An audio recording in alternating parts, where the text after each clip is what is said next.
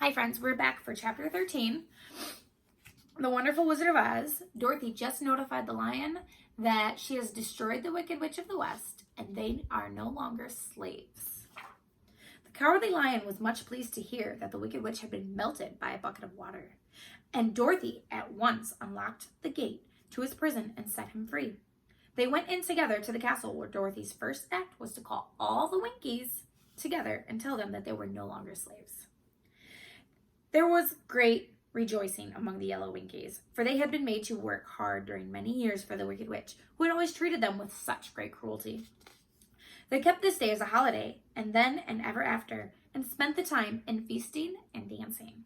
If our friends the Scarecrow and the Tin Woodman were only with us, said the Lion, I should be quite happy. Don't you suppose we could rescue them? asked the girl anxiously. We can try, answered the Lion.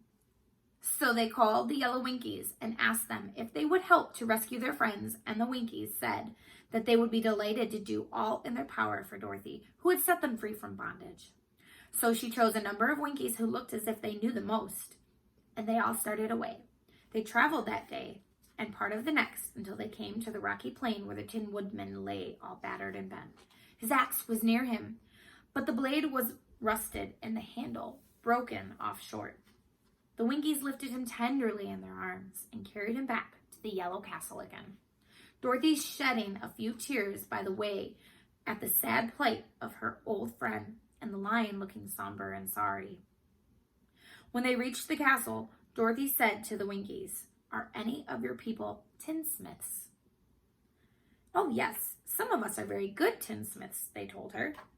Then bring them to me, she said, and when the tinsmiths came, bringing with them all their tools and baskets, she inquired, Can you straighten out those dents in the Tin Woodsman?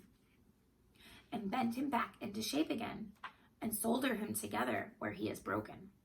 The tinsmiths looked the woodsman over carefully, and then answered that they thought they could mend him, so he would be as good as ever.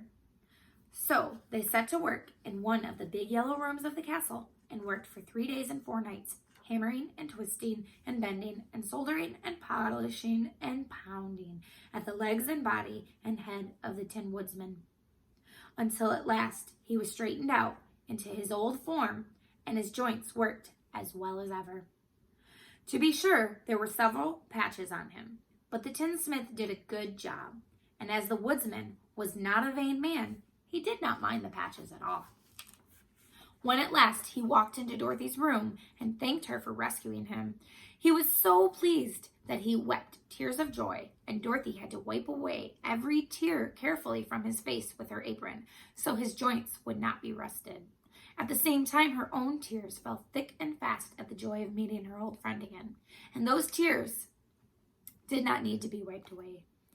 As for the Lion, he wiped his eyes so often with the tip of his tail that it became quite wet, and he was obliged to go out into the courtyard and hold it in the sun until it dried.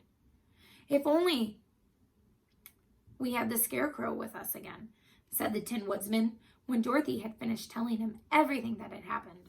I should be quite happy. We must try to find him, said the girl, so she called the Winkies to help her, and they walked all day and part of the next until they came to the tall tree, in the branches of which the winged monkeys had tossed the Scarecrow's clothes. It was a very tall tree, and the trunk was so smooth that no one could climb it. But the woodsman said at once, I'll chop it down, and then we can get the Scarecrow's clothes. Now, while the tinsmith had been at work mending, the woodsman himself, another of the Winkies, who was a goldsmith, had made an axe handle of solid gold and fitted it to the woodsman's axe instead of the old broken handle. Others polished the blade until all the rust was removed, and it glistened like burnished silver. As soon as he had spoken, the Tin Woodsman began to chop, and in a short time the tree fell over with a crash, when the Scarecrow's clothes fell out of the branches and rolled off on the ground. Dorothy picked them up and had the Winkies carry them back to the castle, where they all were stuffed with nice clean straw and behold, here was the Scarecrow as good as ever, thanking them over and over again for saving him. Now they were reunited. Dorothy and her friends spent a few happy days at the Yellow Castle, where they found everything they needed to make them comfortable. But one day, the girl thought of Aunt Em and said, "We must go back to Oz and claim his promise." "Yes," said the woodsman. "At last I shall get my heart." "And I shall get my brains," added the Scarecrow joyfully. "And I shall get my courage," said the lion thoughtfully. "And I shall get back to Kansas," cried Dorothy, clapping her hands. "Oh, let's start for the Emerald City tomorrow."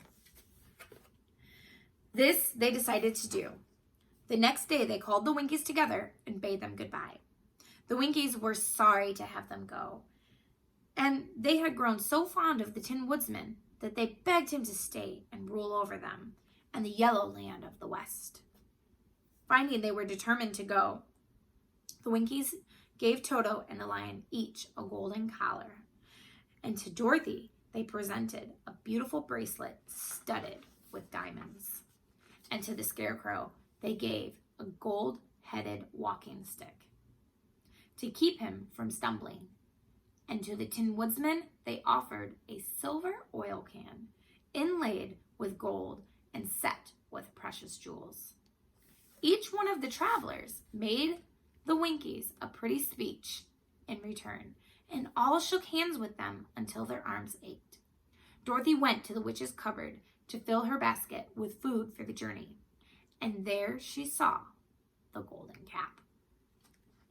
She tried it on her own head and found that it fitted her exactly. She did not know anything about the charm of the golden cap, but she saw that it was pretty, so she made up her mind to wear it and carry her sunbonnet in her basket. Then, being prepared for the journey, they all started for the Emerald City, and the Winkies gave them 3 cheers and many good wishes to carry with them. So, what do you think is going to happen? Do you think Dorothy's going to find out the power of the magic cap?